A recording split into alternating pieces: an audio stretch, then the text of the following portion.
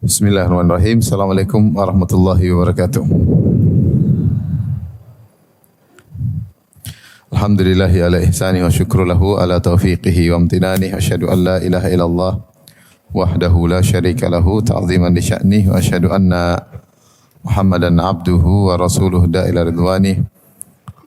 Allahumma salli alaihi wa ala alihi wa ashabihi wa ikhwani. Hadirin dan hadirat yang dirahmati oleh Allah Subhanahu wa taala, kita lanjutkan pelajaran kita dari mendulang faedah dari surat Al-Baqarah dan kita sampai pada ayat ke-258. Allah Subhanahu wa taala berfirman, "Alam tara ilal ladzi hajja Ibrahim fi rabbih an atahu Allahul mulk." Tidakkah engkau memperhatikan orang yang mendebat Ibrahim tentang Allah Subhanahu wa taala, tentang Rabbnya Ibrahim, tentang Allah. An atahullahul mulk, ketika Allah telah memberikan kepada orang tersebut kekuasaan. Idz qala Ibrahim rabbiyalladzi yuhyi wa yumit. Tatkala Ibrahim berkata, Rabbku dialah yang menghidupkan dan mematikan. Qala ana uhyi wa umit. Maka orang tersebut berkata, aku juga menghidupkan dan mematikan. Qala Ibrahim fa inna Allah ya'ti bisyamsi minal masyriq. Maka Ibrahim berkata, sungguhnya Allah yang telah menerbitkan matahari dari timur. Fa'ti biha minal maghrib. Maka datangkanlah, kalau engkau memang Tuhan, datangkanlah atau terbitkanlah matahari dari barat. Ya. Fabuhital ladzi kafar, maka orang kafir tersebut pun menjadi bingung. Wallahu la yahdil qaumadz zalimin. Sungguhnya Allah tidak memberikan petunjuk kepada orang-orang yang zalim. Ayat ini menjelaskan tentang perdebatan antara Nabi Ibrahim dengan seseorang yang kafir, yang sombong, yang merasa dirinya bisa seperti Tuhan. Banyak ahli tafsir mengatakan dia adalah Namrud, Raja Namrud. Ada yang pakai dal, ada yang mengatakan pakai zal, Namrud atau Numrud atau Namrud pakai zal ya. Yang raja ini dialah yang tinggal di Babil, dan Babil adalah di Irak. Dan Irak atau Babil adalah negeri asal Nabi Ibrahim alaihissalam. Ibrahim alaihissalam berasal di Babil. Dan sebagaimana kita ketahui bahwasanya seluruh penduduk negeri di Babil, raja maupun rakyatnya semua mengingkari atau menentang dakwah Nabi Ibrahim alaihissalam. Sebagian ulama mengatakan bahwasanya, sebagian ahli tafsir mengatakan bahwasanya Ibrahim alaihissalam pertama kali bertemu dengan Namrud setelah mereka berusaha membakar Nabi Ibrahim, namun ternyata gagal. Ketika Nabi Ibrahim tidak terbakar dan dia keluar dari lautan api, maka dia pun dipanggil untuk dipertemukan dengan sang raja. Maka Allah berfirman di sini, alam tara, tidakkah engkau melihat? Di sini alam tara, ada yang mengatakan bahwasanya maksudnya ru'yah qalbiyah, yaitu tidak kau memperhatikan penglihatan hati, karena Nabi SAW tidak melihat kejadian ini. Kejadian ini tentu jauh sebelum lahirnya Nabi ya, karena ribuan tahun sebelum lahirnya Nabi sallallahu alaihi wasallam. Jadi maksudnya adalah tidakkah engkau wahai Rasulullah memperhatikan, dan perintah Allah kepada Nabi sallallahu alaihi wasallam, tidakkah engkau wahai Rasulullah untuk memperhatikan, juga adalah perintah untuk kita umatnya yang membaca ayat ini untuk juga merenungkan. Jadi alam tara, tidakkah engkau melihat dengan hatimu, yaitu engkau renungkan, engkau fikirkan, engkau perhatikan. Yang sebagian ulama seperti Tahir bin Ashur dan juga diikuti oleh Syekh Shalih Al-Utsaimin rahimahullahu taala, yang dimaksud dengan tidak kau memperhatikan yaitu yatadamman ta'ajjub, yaitu memberikan seakan-akan Allah berkata, tidakkah kau takjub dengan diskusi ini? Ya, tidakkah kau takjub dengan diskusi ini? Tidakkah kau memperhatikan tentang kejadian yang menakjubkan ini? Jadi bukan kejadian sembarangan, tapi kejadian yang menakjubkan, yang membutuhkan perenungan dan perhatian dalam memahami kejadian atau diskusi ini. Yaitu ketika terhadap orang yang mendebat Ibrahim, haja Ibrahim, maksudnya dia mendebat Ibrahim fi rabbih, tentang Rabbnya Ibrahim, yaitu Allah Subhanahu wa taala. Seakan-akan dia bertanya kepada Ibrahim, siapa Tuhanmu? Siapa Tuhanmu? Lalu Ibrahim menjawab, Rabbiyalladzi yuhyi wa yumit. Rabbku dialah yang menghidupkan dan mematikan. Tapi kenapa dia sampai mendebat Ibrahim dan dia merasa dia juga Tuhan ya? Orang Raja Namrud ini, Allah berfirman, an atahullahul mulk. Karena Allah telah memberikan kepada dia kekuasaan. Sampai sebagian ahli tafsir mengatakan Raja Namrud ini umurnya panjang, kekuasaannya luas. Sampai umurnya 400 tahun. Ada yang mengatakan umurnya sampai 400 tahun. Intinya ratusan tahun, umurnya panjang. Dan kekuasaannya luas. Di dunia ini ada 2 raja kafir yang kuasanya luas dan 2 raja yang hebat Muslim. Adapun yang kafir adalah Namrud dan Fir'aun. Ya. Namrud dan Fir'aun. Ada yang mengatakan Namrud dan Nebukadnezar. Ya. Bakhtaнаssar kalau bahasa kita. Kekuasaannya luas. Adapun Muslim seperti Nabi Daud, Nabi Sulaiman ya. Tapi Namrud ini adalah seorang yang kekuasaannya luas dan dia umurnya panjang. Karena begitu luas kekuasaannya dan dia merasa nikmat ratusan tahun dan dia tidak mati-mati, dia merasa dirinya apa? Tuhan. Dia merasa dirinya Tuhan. Dan ini makanya para ulama menyebutkan seorang kalau diberikan kenikmatan yang terus-menerus bisa buat dia lupa diri, ya. Kata Allah Subhanahu wa taala, "Kalla innal insana la yatagha." Ketahuilah manusia itu akan melampaui batas, sewenang-wenang, berbuat kelaliman. Ara'ahu istaghna, tatkala dia merasa dia telah kaya. Kalau seorang kaya tidak berhenti-berhenti, enggak usah ratusan tahun. 30 tahun, 40 tahun kaya, tidak pernah menderita kerugian, tidak pernah ekonominya turun, mungkin dia sombong, dia sombong dan angkuh. Lihatlah bagaimana Raja Namrud, karena Allah menyebutkan kenapa dia sombong, kenapa dia mengaku dirinya sebagai Tuhan. Allah sebutkan an atahullahul mulk, karena Allah berikan dia apa? Kekuasaan. Itu yang buat dia menjadi sombong dan angkuh. Bagaimana tidak sombong dan angkuh? Kuasanya luas, umurnya ratusan tahun, sehingga kesombongan tersebut berakumulasi pada dirinya, bertumbuk-tumbuk sampai akhirnya dia merasa dirinya juga hebat seperti Tuhan. Itulah juga yang dialami oleh Fir'aun. Fir'aun demikian juga. Fir'aun disebutkan memiliki umur yang panjang, kekuasaannya luas, sehingga kesombongan ya berkumpul pada dirinya sedikit demi sedikit sampai akhirnya dia merasa sebagai Tuhan. Dia merasa sebagai Tuhan. Inilah Namrud. Ya.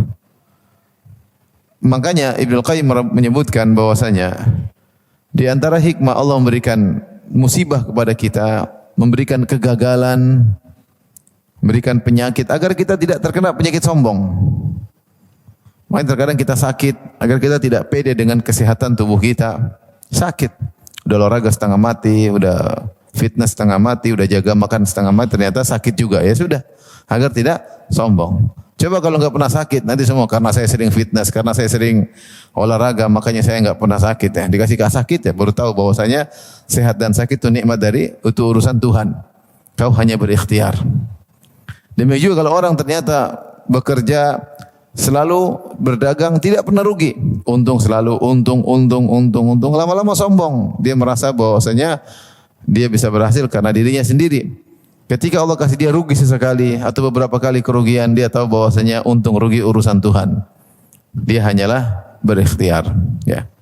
Kalau orang dikasih ilmu tidak pernah lupa, hafalannya bagus terus, tidak pernah salah ketika menjadi imam, tidak pernah salah ketika menyampaikan materi, dia sombong.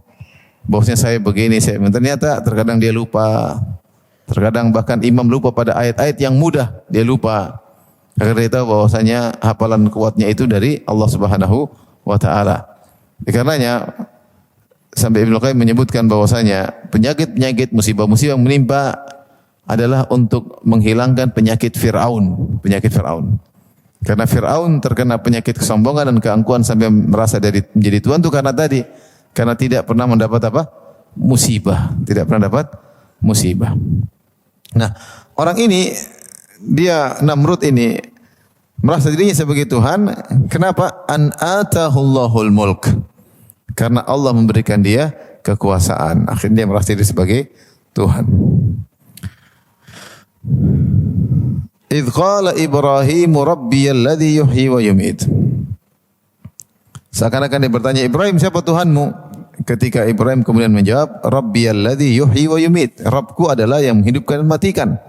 Dan ini jawaban yang paling telak di antara ciri utama Tuhan, bisa menghidupkan dan mematikan. Karena di sampai zaman sekarang ini tidak ada yang bisa menghidupkan. Siapa yang bisa menghidupkan? Satu dunia suruh berkumpul untuk membuat ruh, enggak ada yang bisa bikin. Taib, ada orang bikin telur palsu, oke bisa. Tapi telurnya kalau dieram tidak bakalan menetas. Tidak bakalan menetas karena yang memberikan ruh, memberikan nyawa siapa? Tuhan. Tidak ada yang bisa bikin nyawa. Tidak ada yang bisa bikin nyawa. Tidak usah nyawa, bahkan tumbuhan. Ya. Makanya dalam hadis qudsi kata Allah Subhanahu wa taala, wa man azlamu mimman dhahaba yakhluqu ka khalqi falyakhluqu dzarratan aw yakhluqu sya'iratan. Dalam hadis qudsi kata Allah Subhanahu wa taala tentang orang yang bikin patung, kata Allah, siapa yang lebih zalim dari orang yang mencoba membuat patung-patung seperti ciptaanku, meniru-niru. Coba mereka ciptakan semut, bisa enggak ciptakan semut? Ciptakan semut, bisa bergerak, bisa beranak pinak, punya ruh, punya nyawa, enggak ada yang bisa. Jangan semut. Awil yakhluqu sya'iratan, suruh bikin biji gandum yang kalau ditanam tumbuh. Siapa yang bisa? Seluruh profesor alam semesta berkumpul bikin biji yang kalau ditanam, dia bikin sendiri ya, bukan ngambil biji dari pohon yang ada, bikin sendiri. Terus biji ini dari suatu ini kalau ditanam kemudian tumbuhnya nanti begini. Siapa yang bisa bikin? Bayangkan biji tanam kemudian jadi jagung atau jadi mangga, bayi kecil masukin tahu-tahu keluar ada batangnya, kemudian ada buahnya, jadi mangga aroma manis. Siapa yang bisa bikin? Enggak ada yang bisa bikin.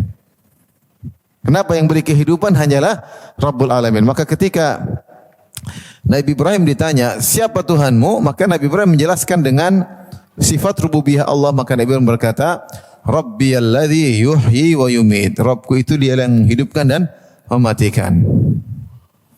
Ya buktinya manusia pada mati, buktinya makhluk pada mati. Kenapa? Karena ada yang mematikan. Kalau tidak ada yang mematikan, mereka tidak bakalan mati. Maka ada yang mematikan. Itulah ciri Tuhan, di antara ciri Tuhan yang paling utama yang mungkin bisa dilihat bisa dipahami oleh Namrud dan dipahami oleh rakyatnya. Maka Namrud dia mukabarah. Mukabarah itu dia apa ya? Ngeyel. Sudah tahu dia salah tapi dia ngeyel. Kemudian dia ngeyel, dia berkata, qala ana uhyi wa umiit. Saya juga bisa menghidupkan matikan. Bagaimana caranya bisa menghidupkan matikan? Maka disebutkan oleh para tafsir, dia ambil 2 orang atau 4 orang. Dia bilang 4 orang ini saya hukum mati. Yang 2 saya biarkan mati, yang 2 saya bebaskan. Maka yang 2 saya biarkan mati berarti saya matikan. Yang 2 saya bebaskan berarti saya hidupkan. Ini jawaban Bahlul ya. Tetapi ya gimana lagi? Mungkin dia harus tampil pede di hadapan rakyatnya. Maka dia yang penting ada jawaban. Yang penting apa? Ada jawaban. Ya sudah, ini pokoknya menghidupkan matikan versi saya. Ya. Padahal orang semua tahu ini tidak benar. Bukan itu yang dimaksud. Yang dimaksud menghidupkan matikan adalah memberi kehidupan. Ada suatu benda mati dikasih apa? Kehidupan. Bukan menghidupkan itu memaafkan tidak dibunuh. Ya. Kalau maksudnya menghidupkan adalah memaafkan tidak dibunuh, maka semua orang bisa menghidupkan dan mematikan. Kita ambil ayam, kita menyembelih enggak jadi, berarti kita hidupkan apa? Ayam. Kita ambil burung, kita mau sembelih, kita enggak jadi sembelih, kita namakan menghidupkan apa? Burung. Ini kebodohan. Tapi tadi terkadang seorang kalau sudah tidak bisa berdebat, maka dia menggunakan trik namanya ngeyel ya. Mau diapain? Ya, mukabarah, ngeyel. Qala ana uhyi wa umit. Maka Namrud berkata, aku juga bisa menghidupkan, matikan. Maka tatkala itu Ibrahim alaihissalam pun menyebutkan bukti Allah sebagai Tuhan dengan bukti yang lain yang tidak bisa dingayalkan lagi oleh Namrud. Ya. Maka Ibrahim berkata, fa inna Allah ya'ti bisyamsi minal masyriq fa'ti biha minal maghrib. Sungguhnya Allah telah mendatangkan matahari dari timur, maka datangkanlah engkau matahari dari barat kalau memang kau Tuhan. Ya. Karena di antara ciri Tuhan, Tuhan dia yang telah menciptakan alam semesta dan dia mengatur alam semesta. Ketika dia mengatur alam semesta, dia buat aturan tentang alam semesta. Kalau dia bikin aturan alam semesta, dia bisa rubah aturan alam tersebut. Karena yang bikin aturan siapa? Dia. Makanya Allah bisa merubah aturan alam semesta. Di mana nanti pada hari kiamat matahari akan terbit dari barat. Seakan-akan Nabi Ibrahim berkata, kalau kau Tuhan, rubahlah aturan alam semesta. Makanya di antara bukti-bukti bahwasanya para nabi adalah utusan Tuhan, maka para nabi-nabi tersebut memiliki mukjizat-mukjizat. Apa sih hakikat mukjizat? Hakikat mukjizat adalah merubah aturan alam. Itu namanya mukjizat. Merubah aturan apa? Alam. Seperti lautan kemudian mengalir ke atas. Seperti yang dialami oleh Nabi Musa alaihissalam. Lautan mengalir begini, tahu-tahu dihantam oleh tongkat Nabi Musa, mengalir ke atas. Famfalaqa, ya, maka terbelahlah. Kemudian menjadi dua belahan. Kataudil azim, masing-masing belahan seperti gunung yang meninggi, menjulang. Jadi mengalir ke atas. Ini merubah aturan alam enggak? Namanya air mengalir dari tempat atas ke rendah, ya kan? Enggak tahu kalau di Cinere. Air kan mengalir dari tempat atas ke tempat yang rendah. Ketika aturan alam berubah dari bawah ke atas, berarti ini yang bikin pasti Tuhan yang ngatur alam semesta ini. Itu contoh maksud saya. Ya. Di antara mukjizat ya. Seperti Nabi Musa memukul batu, kemudian keluarlah 12 keran. Ya. Pukul batu, famfajarat minhu thnata asyrata aina. Maka keluar 12 keran, 12 mata air. Karena Bani Israel ada 12 suku. Batu tersebut dibawa-bawa oleh mereka. Batu enggak ada airnya. Batu kering. Tahu-tahu bisa berubah aturan, keluar air. Ini berarti apa? Mukjizat. Ya. Kira-kira seperti itulah mukjizat. Itu perubahan tatanan alam, aturan-aturan alam. Rumus fisika tidak jalan. Itu namanya apa? Mukjizat. Seperti Nabi SAW tiba-tiba keluar air dari tangannya untuk orang berwudu. Dari mana keluar air banyak orang berwudu? Atau makanan tadinya sedikit tiba-tiba menjadi banyak. Diambil enggak habis-habis. Ini keluar dari tatanan alam. Ini namanya mukjizat. Disebut khawariqul adah. Keluar daripada adat atau kebiasaan aturan alam. Nah, kalau kamu Tuhan wahai Namrud, ini alam ada aturannya. Matahari terbit dari timur, terbenam di mana?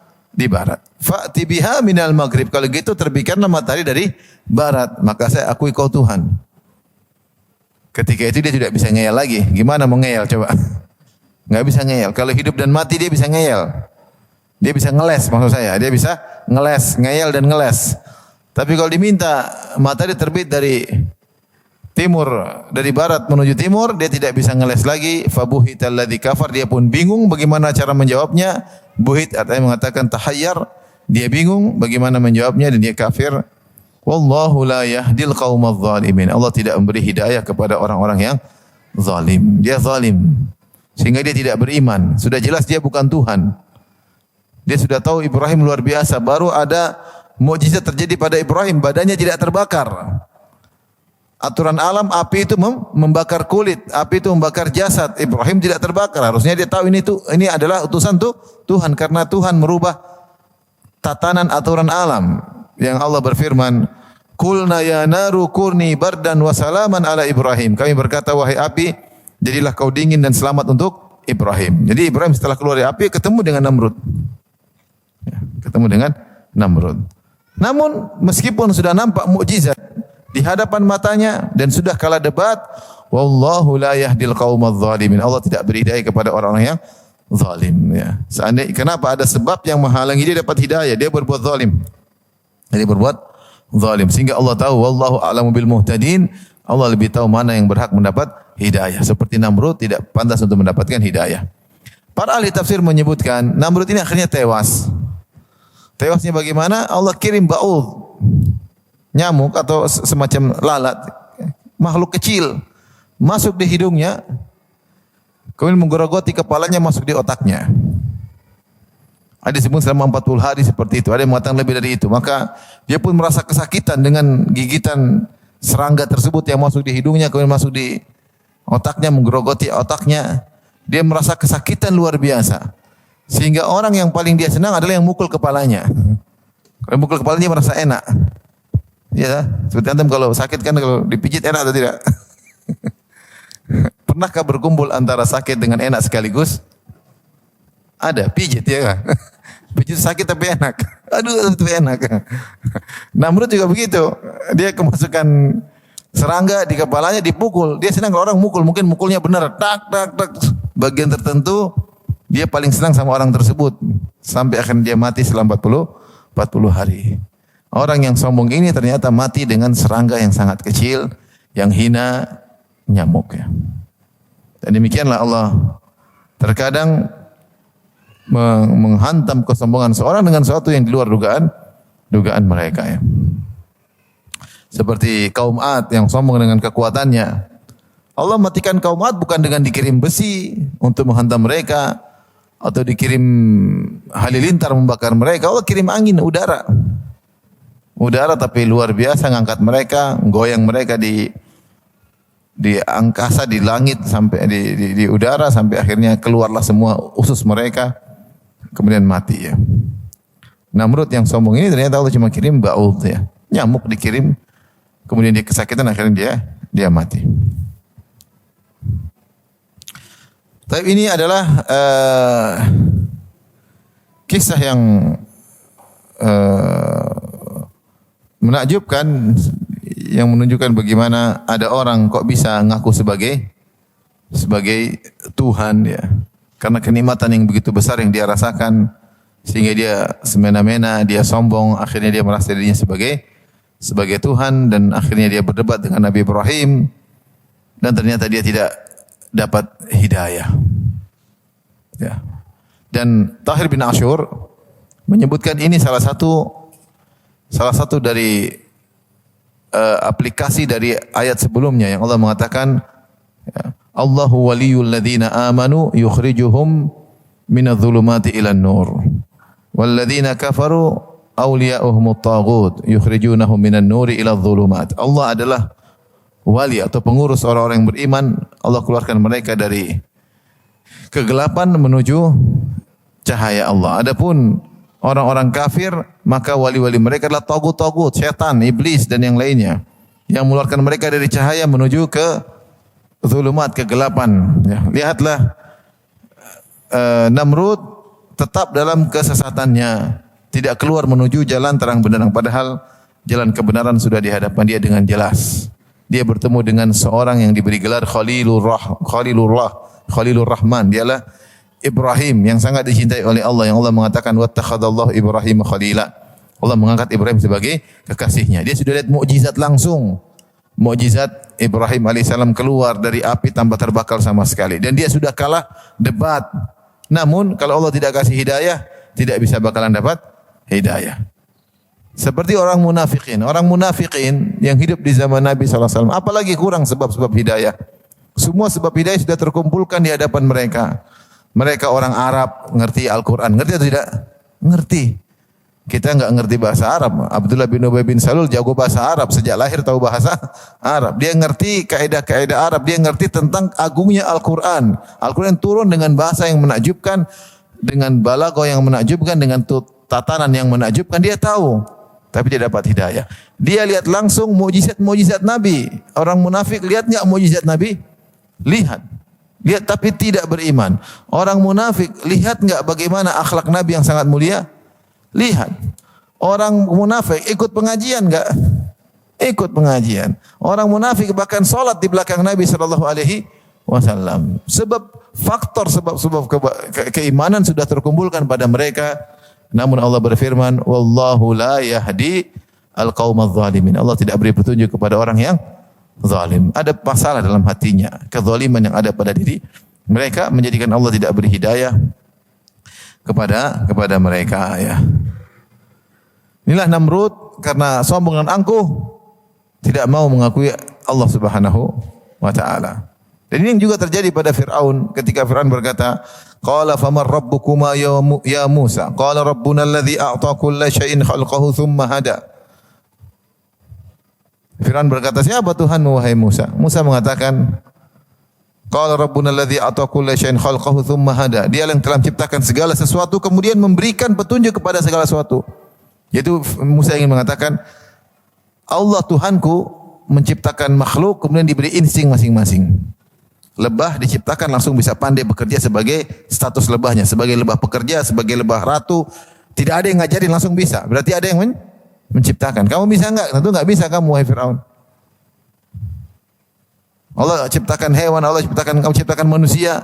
Begitu lahir sang manusia, sang bayi langsung bisa netek. Siapa yang ngajarin dia? Kalau ketemu puting langsung disuruh sedot. Siapa yang ngajarin? Seluruh profesor dunia ini suruh ngajarin bayi melakukan sesuatu tidak bakalan bisa. Mungkin ada daurah ketika dalam perut, enggak ada. Tapi begitu dia keluar tahu-tahu dia bisa netek. Kenapa? Allah sudah kasih file dalam. Kalau ketemu puting langsung apa? Netek. Itu Allah, tapi Fir'aun ngeyel. Saya juga Tuhan, ana rabbukumul a'la. Aku adalah Tuhan kalian yang maha tinggi. Kalau ada Tuhan selainku, saya akan penjarakan engkau, wahai Musa. Taib. Ayat berikutnya.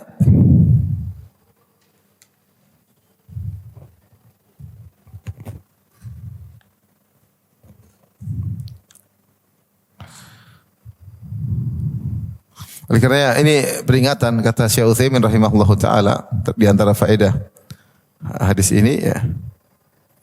At-tahdhiru minadz zulm, peringatan keras terhadap perbuatan zalim. Liqaulillahi ta'ala, wallahu la yahdil qaumaz zalimin. Karena firman Allah, Allah tidak memberi petunjuk kepada orang yang zalim. Jangan berbuat zalim. Zalim itu penghalang hidayah luar biasa. Hati-hati. Wa minadz zulmi an yatabayyana lakal haqq fatujadilu linusrati qaulika. Di antara bentuk kezaliman sudah jelas kebenaran tapi kau ngeyel dalam rangka untuk membela dirimu sendiri. Ini bahaya. Makanya terkadang ahlul bidah susah untuk dapat hidayah. Kenapa? Sudah tahu ahlus sunnah benar, tapi karena ada kepentingan duniawi dia tidak mau. Dia sudah tahu, dia ngeyel. Kenapa? Kepentingan duniawinya. Dia tahu ini kebenaran.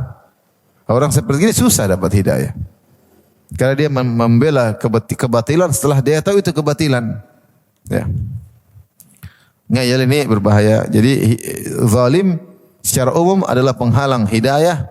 Dan di antara bentuk kezaliman, engkau sudah mengetahui perkataan seorang benar, tapi kau ngeyel membantahnya demi untuk membela pendapatmu, karena ada kepentingan-kepentingan duniawi yang tidak ingin lepas darimu. Baik, kita lanjutkan ayat berikutnya. Ayat 259. Kata Allah Subhanahu wa taala, "Au kalladzi marra 'ala qaryatin wa hiya khawiyatun 'ala urushiha." Atau apakah kamu tidak memperhatikan orang yang melalui suatu negeri yang temboknya telah rubuh menutup atapnya? Khawiyatan ala urushiha. Qala anna yuhyi hadhihi Allahu ba'da mautiha.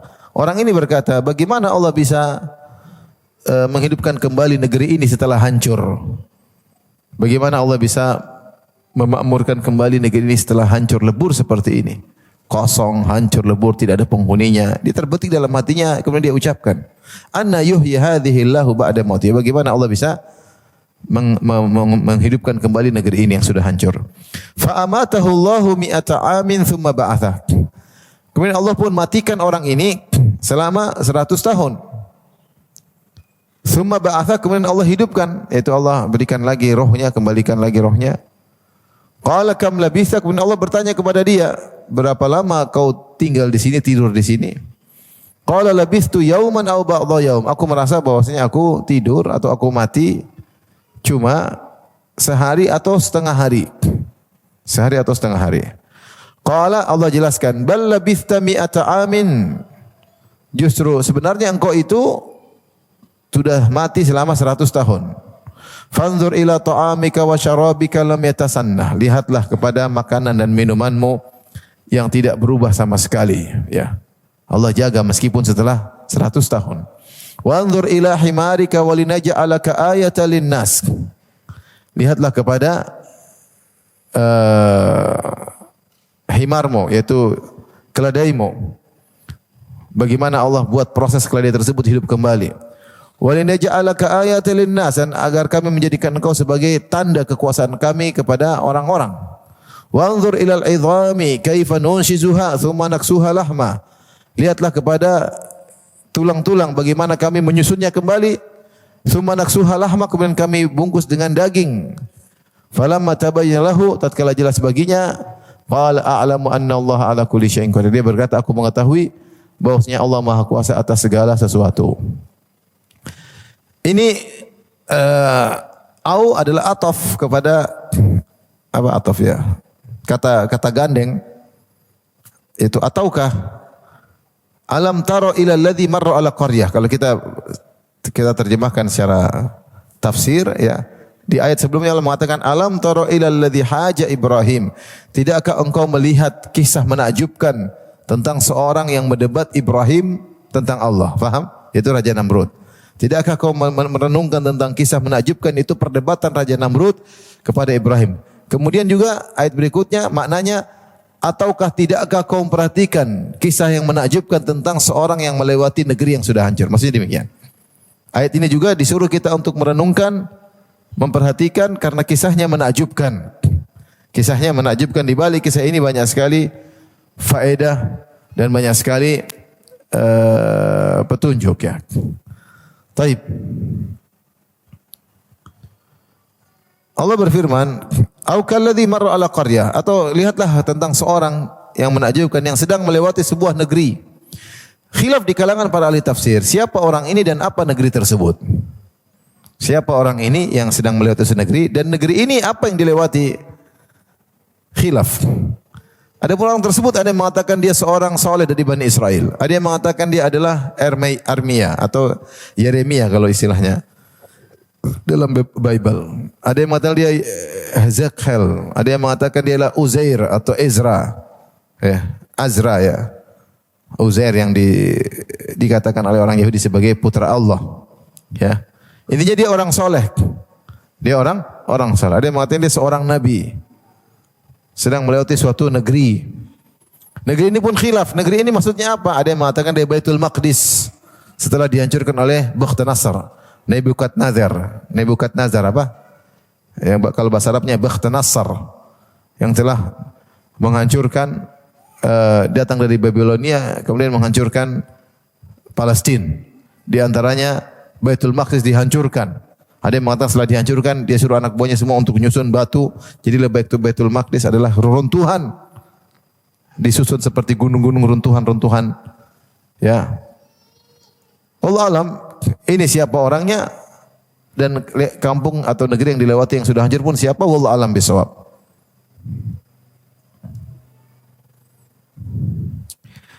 Tapi di sini kondisi negeri tersebut khawiyatun ala urushiha. Ya. Temboknya kosong, sudah tidak ada penghuninya dan hancur, jatuh ala urushiha. Urus maksudnya arsh, maksudnya atap. Biasanya rumah-rumah yang tua itu atapnya jatuh dulu, baru kemudian temboknya nutupin apa? Atap. Atapnya tidak kuat dulu, atapnya apa? Roboh dulu. Setelah atapnya roboh baru kemudian dindingnya menutupi atap. Makanya Allah mengatakan khawiyatun ala urushiha. Dihancur kemudian dia menutupi atap-atapnya. Jadi atap sudah dibawa menutupi oleh tembok-temboknya. Ketika dia melihat negeri tersebut, entah negeri apa ini, wallahu alam bisawab. Intinya dia melewati suatu negeri hancur. Kemudian dia berkata, "Anna yuhyi hadhillahu ba'da mauti." Bagaimana Allah bisa kembalikan lagi negeri seperti ini yang sudah hancur lebur?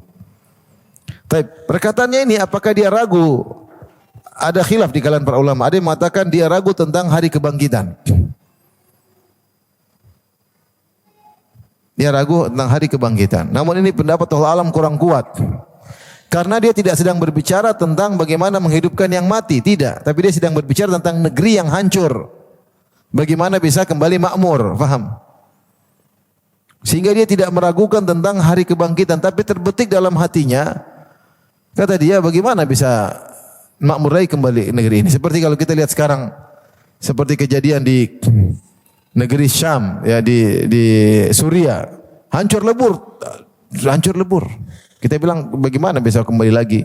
Negara sudah hancur-hancuran seperti itu, dibombardir. Ya, kita bilang gimana bisa? Tapi ya, kalau Allah mau kembalikan bisa saja. Hiroshima, Nagasaki sudah hancur bisa apa? Bisa kembali. Kalau kita Nagasari hancur bisa kembali lagi. Hiroshima, Nagasaki hancur bisa kembali lagi. Terserah ya. Kalau Allah mau kehendaki bisa kembali lagi. Tapi intinya terbetik dalam dirinya bagaimana negeri hancur seperti ini bisa muncul kembali. Jadi dia tidak sedang ragu tentang hari kebangkitan. Tapi dia ini bisa kembali atau tidak gitulah. Maka Allah ingin jelaskan bahwasanya karena dia ceritanya orang soleh. Ini orang soleh. Kalau orang soleh tidak meragukan tentang hari kebangkitan. Makanya khilaf tadi dia siapa orang ini ya. Ada yang mengatakan Yeremia, ada yang mengatakan dia adalah Uzair.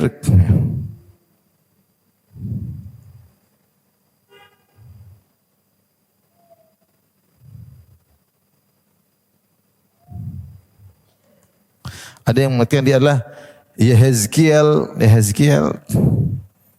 Itu nama-nama orang soleh atau nama-nama para nabi di Bani Israel. Yang jelas kita nggak tahu siapa orang ini karena nggak ada dalil dari Al-Quran maupun As-Sunnah yang menyebutkan mengidentifikasi orang ini siapa. Allah hanya menyebut ada orang soleh lewat di suatu negeri yang hancur. Ketika Allah tidak menyebutkan dan Nabi juga tidak menceritakan siapa orang ini, sudah kita nggak tahu juga nggak apa-apa.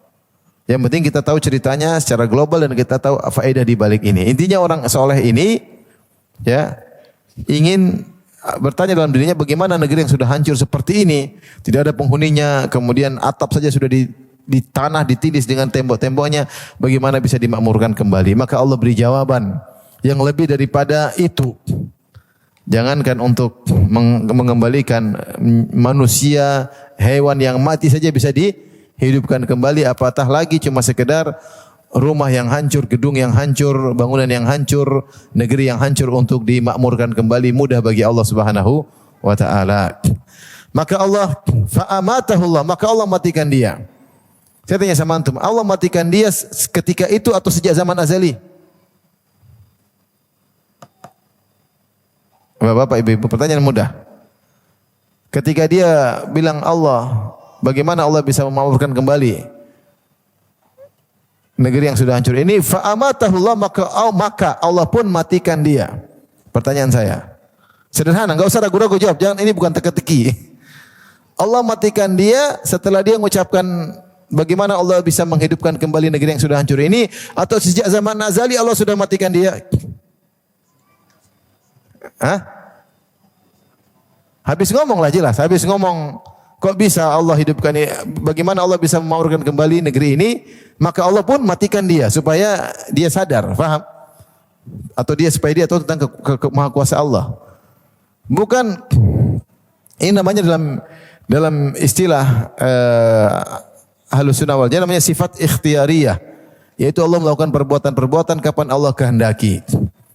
Kapan Allah melakukan perbuatan, kapan Allah kehendaki. Allah bicara Nabi Musa, ya ketika Allah ingin bicara Nabi Musa, ketika Nabi Musa hidup, Allah ciptakan baru Allah ngomong dengan Nabi Musa. Allah ingin menghidupkan Nabi Musa, ingin mematikan Nabi Musa, ketika itu waktunya Allah hidupkan, waktunya Allah matikan. Beda dengan kaum Asy'ariyah yang mereka menolak sifat-sifat ikhtiyariyah. Mereka mengatakan Allah semuanya terjadi sejak azali, perbuatan-perbuatannya semua sifat-sifatnya sejak azali tidak pernah berubah, sehingga mereka menolak ada namanya perkataan Allah kepada Nabi Musa. Kata mereka enggak ada, tapi Allah sudah bicara sejak zaman azali. Kepada Nabi Musa Allah sudah bicara sejak zaman apa? Azali. ini susah dipahami dan memang tidak masuk akal ya. Allah mematikan, menghidupkan sejak zaman apa? Azali. Masuk akal tidak? Tidak masuk akal. Karena mereka ngomong begitu karena ada konsekuensi. Mereka bilang Tuhan harus statis, tidak boleh dinamis, tidak boleh ada perubahan sedikit pun, dan macam-macam yang mereka ambil dari akidah Aristoteles dan Plato. Tapi ini bukan bahasan kita. Tapi intinya saya ingin sampaikan bahwasanya Tuhan fa'alu lima yurid. Dia melakukan apa yang dia kehendaki. Dia mau mengabulkan doa sekarang, dia mau matikan sekarang, dia mau menghidupkan sekarang, beri rezeki pada si fulan, menahan rezeki dari si fulan. Kulla yaumin huwa fi sya'an, setiap saat dia dalam kondisi kesibukan yang dalam banyak kegiatan yang Allah lakukan dan dia tidak merasa berat. Ngurus langit, ngurus bumi, ngurus matahari, semuanya ringan bagi Allah Subhanahu wa taala. Wala ya'uduhu hifdhuhuma. Tidak ada keberatan bagi Allah ngurusin langit dan bumi dan segala isinya, tidak ada susah bagi Allah. Tapi dia Maha melakukan segalanya. Bukan sejak zaman azali dia lakukan, tapi sekarang dia sedang lakukan. Paham? Itu akidah Ahlussunnah. Kalau akidah Asy'ariyah, Mu'tazilah enggak boleh, semuanya dilakukan sejak zaman azali, sudah selesai, enggak ada lagi kegiatan. Terus yang terjadi sekarang bagaimana? Ya, mereka takwil macam-macam ya. Tapi intinya saya ingin sampaikan bahwasanya Allah pun matikan dia untuk mengajarkan kepada dia bahwasanya kekuasaan Allah luar biasa lebih daripada yang kau bayangkan. Allah matikan dia selama 100 tahun. Fa amatahu Allahu mi'ata am. Allah matikan 100 tahun. Tsumma ba'atha, kemudian Allah bangkitkan dia. Allah bertanya, "Kam labith?" Berapa lama kau tinggal di sini? Berapa lama kau tidur? Berapa lama kau mati? Ya. Kalau Ashabul Kahfi tidur mereka, paham? Berapa tahun? 309 tahun. Kalau ini enggak tidur, dimatiin. Beda. Kalau Ashabul Kahfi tidur, bukan mati. Makanya Allah mengatakan wa tahsabuhum aiqadha wa hum ruqud wa nuqallibuhum dzatal yamini wa dzatas shimal. Kalau kau melihat mereka, kamu menyangka mereka dalam kondisi terjaga. Wa hum ruqud, mereka sedang tidur, tidak mati. Mereka sedang apa? Tidur. Wa nuqallibuhum dzatal yamini wa dzatas shimal. Kami buat mereka balik ke kanan, balik ke kiri. Ada yang mengatakan supaya darah tidak terkumpul, supaya tidak tertutup dengan tanah. Sehingga kami bolak-balikan mereka kanan dan kiri. Tapi mereka dalam kondisi hidup hanya saja tidur 309 tahun. Kalau ini enggak, ini mati. Mati 100 tahun lagi baru bangkit lagi. Setelah dibangkitkan, dihidupkan kembali, Allah tanya, "Berapa lama kau mati?" Dia bilang, "Ya mungkin 1 hari atau setengah hari." Bisa jadi dia dimatikan pagi hari, dia dibangkitkan di sore hari. Sehingga dia menyangka baru setengah hari. Atau ini kemarin sore saya tidur, kemarin pagi saya tidur, sekarang sore saya bangun. Tidak ada kemungkinan lain dalam benaknya kecuali cuma itu. Sehari atau setengah hari. Mati dia. Maka Allah mengatakan tidak. Qala bal labithta mi'ata am. Kau itu tidur 100, kau itu mati 100 tahun. Buktinya apa? Allah berikan bukti tentang keagungan Allah Subhanahu wa taala. Di antaranya Allah suruh lihat himarnya, suruh Allah lihat dirinya. Ya. Allah suruh lihat makanannya, ya. Di antaranya kita lanjut dulu, Allah mengatakan wanzur ila himarika. Lihatlah kepada himarmu. Jadi dia lihat, ada yang mengatakan seperti Ibnu Katsir rahimahullah dalam tafsirnya mengatakan, lihatlah pada dirimu sendiri terlebih dahulu sebelum melihat yang lain. Allah Subhanahu wa taala ketika orang itu sudah mati jadi tulang belulang dirinya sendiri, yang pertama Allah ciptakan kepada dirinya adalah matanya. Allah buat dia matanya hidup. Sehingga dia melihat bagaimana proses tubuh dia kembali. Tulang-tulang dia yang tadi hancur lebur kembali lagi, pasang lagi terus semua daging-daging semua terpasang. Matanya dulu diciptakan oleh Allah Subhanahu wa taala supaya ngelihat semuanya. Dia lihat tulang-tulangnya sudah hancur, muncul kembali. Kemudian juga dilihat himarnya yang sudah hancur kembali lagi. Tulang-tulangnya tadi terpisah atau sudah tertutup, sudah hancur, kembali lagi terpasang kembali, terangkai. Setelah itu tsumma naksuha lahma, kemudian kami taruh daging, jadilah himar. Lihat proses semuanya mudah bagi Allah Subhanahu wa taala. Allah mengatakan, sudah 100 tahun lihatlah pada makananmu. Di antara keajaiban kekuasaan Allah, makanan yang sangat mudah rusak, mudah basi, 100 tahun tidak berubah. Allah mampu membuat seperti ini bisa. Membuat yang hancur lebur kembali lagi, atau membuat satu bertahan, bisa. bagi Allah mudah semuanya. Jadi Allah menunjukkan keajaiban dari beberapa sisi. Sisi pertama tadi yang sudah hancur bisa hidup kembali.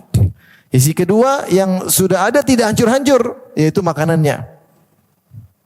Itulah makanannya. Falamma tabayyana, tatkala lihat dia jelas semuanya, maka dia berkata, a'lamu annallaha ala kulli syai'in qadir. Aku tahu Allah memang maha kuasa atas segala sesuatu. Kalau kita baca Israiliyat, mereka mengatakan ini adalah Uzair. Ada yang mengatakan siapa? Tadi saya bilang tadi khilaf di kalangan para ulama. Ada yang mengatakan dia adalah Uzair, ada yang mengatakan dia adalah Yeremia, ada yang mengatakan dia adalah Yehezkiel, orang-orang soleh. Ya. Tapi zahirnya dia bukan nabi. Kalau nabi badan tidak hancur, paham? Nabi tidak dimakan, tubuhnya tidak dimakan oleh tanah. Sebenarnya dia orang soleh, kemudian badannya hancur, kemudian matanya melihat begini proses tubuhnya kembali lagi. Disebutkan dia adalah Uzair, meskipun tidak ada sanad yang sahih, tapi disebutkan oleh Israiliyat dia Uzair. Ketika dia berkata demikian umurnya sekitar 40 atau 50 tahun. Ketika itu dia meninggalkan istrinya yang sedang mengandung. Dan dia punya pembantu, ya. Yang pembantu mungkin umur 20 tahun. Sekitar gitu, masih muda. Kemudian setelah itu dia mati 100 tahun.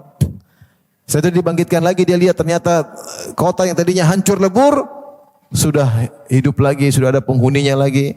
Maka dia pergi ke rumahnya. Dia naik himarnya pergi menuju apa? Rumahnya. Maka dia ketuk pintu.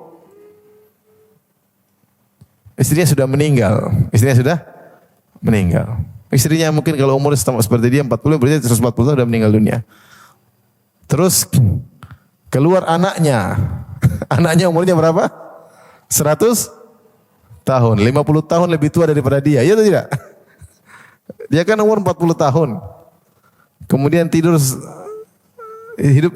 otomatis selama 100 tahun. Ketika dibangkitkan umurnya masih sama kan? 40 atau 50 tahun. Anaknya hidup biasa normal. Umurnya berapa? 100 tahun. Berarti anaknya 50 tahun lebih tua daripada dia. Nak, lebih tua berapa tahun? 50 tahun. Itu berarti dongeng, tapi kenyataan pernah ada. Ya. Berarti dongeng. Pembantunya, kamu siapa? Saya Uzair. Uzair kami sudah kehilangan sudah 100 tahun. Saya Uzair. Kamu siapa? Saya pembantunya. Lah, sudah tua 120 tahun umurnya. Udah buta. Akhirnya Uzair berdoa, kemudian dia bisa melihat kembali. Dia bilang, demi Allah engkau adalah Uzair. Ini Israiliyat, tapi mungkin saja benar, mungkin saja apa? Salah ya. Di antara kekuasaan Allah Subhanahu wa taala. Ini di antara aplikasi bahwasanya Allahu waliyul ladzina amanu yukhrijuhum minadh-dhulumati ilan nur. Allah adalah pengurus orang-orang beriman. Allah keluarkan mereka dari kegelapan menuju ke cahaya. Di sini orang soleh ini ada syubhat dalam dirinya tentang apakah ini bisa dibangkitkan kota yang sudah hancur bisa makmur kembali. Karena Allah yang ngurusi dia, Allah kuatkan imannya, paham? Maka Allah membantah syubhat tersebut dengan cara Allah Subhanahu wa taala. Makanya kalau seorang beriman kepada Allah, terkadang ada syubhat nanti akan terbantahkan sendiri. Kalau dia benar-benar beriman dan bersandar kepada Allah Subhanahu wa taala. Terkadang dia punya pertanyaan, tahu-tahu Allah kasih jawaban dengan fenomena kehidupan yang dia jalani, ada jawabannya. Oh, ternyata begini. Dan itu sering terjadi. Ya. Seorang bertanya-tanya, kenapa saya mengalami ini? Kenapa saya? Tahu-tahu ada jawabannya setelah itu. Entah berapa tahun, entah berapa bulan kemudian, oh ternyata begini.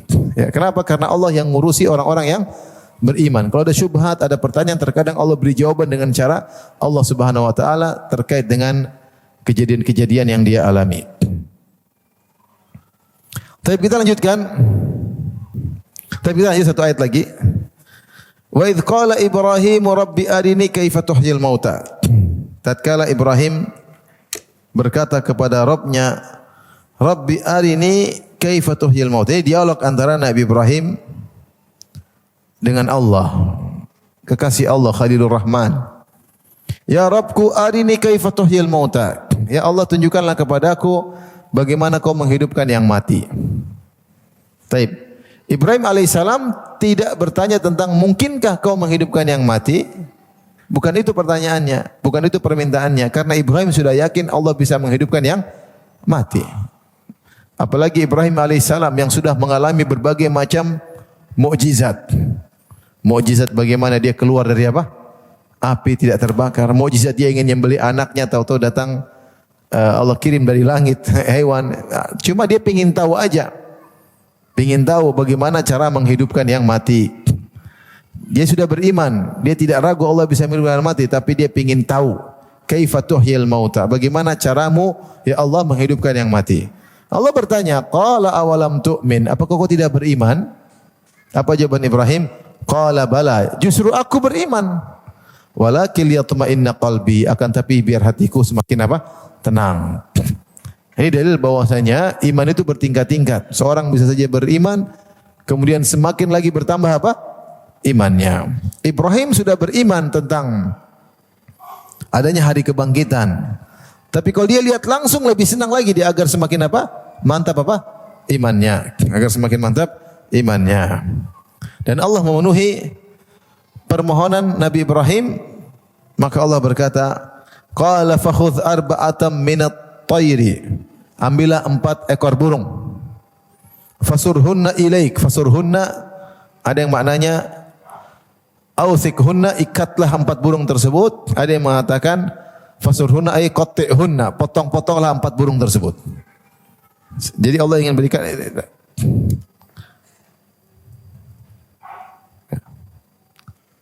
lewat belakang kamera. Allah mungkin memberikan ingin menjelaskan bagaimana cara proses menghidupkan kembali burung-burung yang sudah mati. Ya. Maka Allah suruh potong-potong itu burung-burung tersebut. Tsumma ja'ala ala kulli jabalin minhunna juz'a. Kemudian disuruh ditaruh di 4 gunung. Itu burung 4 ekor dipotong-potong. Entah burungnya apa kita tidak perlu tahu ya. Ada yang bilang burung merpati, ada yang bilang ini mungkin burung gagak, burung enggak ada. Ada khilaf tapi enggak perlu kita tahu burung apa. Yang penting burung, bukan kucing. Yang penting apa? Burung. Jadi ada khilaf-khilaf terkadang disebutkan oleh para ahli tafsir yang tidak ada faedahnya. Maka tidak usah dibahas. Kadang mereka bahas ini burung apa, enggak usah dibahas. Seperti Ashabul Kahfi. Dibahas tentang anjingnya namanya siapa. Ngapain anjing siapa? Namanya Johnny, Joko, Jones siapa terus enggak ada urusannya. Enggak ada faedah di balik itu. Enggak ada faedah di balik itu. Seperti dibahas juga di manakah goa tersebut. Ibnu Katsir bantah enggak perlu dibahas. Kalau yang ke goa tersebut penting di mana lokasinya, Allah akan jelaskan atau Nabi akan menjelaskan. Kalau tidak dijelaskan enggak usah sok tahu di mana goa tersebut. Ya. Ini ada hal-hal yang tidak perlu dibahas ya. Maka ini burung dipotong oleh Nabi Ibrahim, dicampur-campur. Jadi taruhlah 4 tempayan isinya burung. Burung A, burung B, burung C, burung D. Campur-campur dagingnya, campur-campur. Bulunya dicabut-cabutin sama Ibrahim. Dicabut-cabut semua. Bulunya dipindah-pindahin. Campur-campur, darahnya dia campur-campur. Jadi sudah jadi belepotan semua 4 tempayan, gampangannya demikian lah. Kemudian kepalanya dipegang sama Ibrahim. 4 kepala burung A, burung B, burung C, burung B. Kemudian 4 tempayan ini atau 4 burung sudah bercampur tersebut diletakkan. Satu di gunung sana, satu di gunung sana. Ada yang mengatakan 4 arah mata angin. Semua diletakkan jasad mayat burung-burung, bangkai burung-burung tersebut. Setelah itu kata Allah Subhanahu Wa Taala, "Tsumma du'uhunna", panggillah mereka, ya'tina kasaya. Ya. Maka panggillah mereka, niscaya mereka akan datang denganmu dengan segera. Artinya cepat. Maka Ibrahim alaihissalam kemudian melakukan yang Allah perintahkan. Kemudian dia duduk di bawah atau dia di bawah. Dia pegang kepala 4 burung tersebut. Kemudian dia panggil, datanglah. Maka langsung tiba-tiba datang. Kumpul semua. Darah kembali dengan darah, tulang dengan tulang, bulu kepasang kembali, tapi tanpa kepala. Dan dilihat semua. Oh, salah kepalanya. Pindah sini. Nyambung lagi. Mudah bagi Allah enggak? Mudah. Gampang. Kun fayakun. Cepat. Ya, kalau kita suruh masang kembali bulu-bulu kan susah kan? Ini tadi burung yang mana pasang satu-satu susah. Kalau Allah tinggal bilang kun fayakun. Ya. Wa alam anna Allah azizun hakim. Ketahuilah bahwasanya Allah Maha perkasa dan Allah Maha bijak. Ya, semua ini ada hikmah di baliknya dan semua itu menunjukkan kekuasaan Allah Subhanahu wa taala.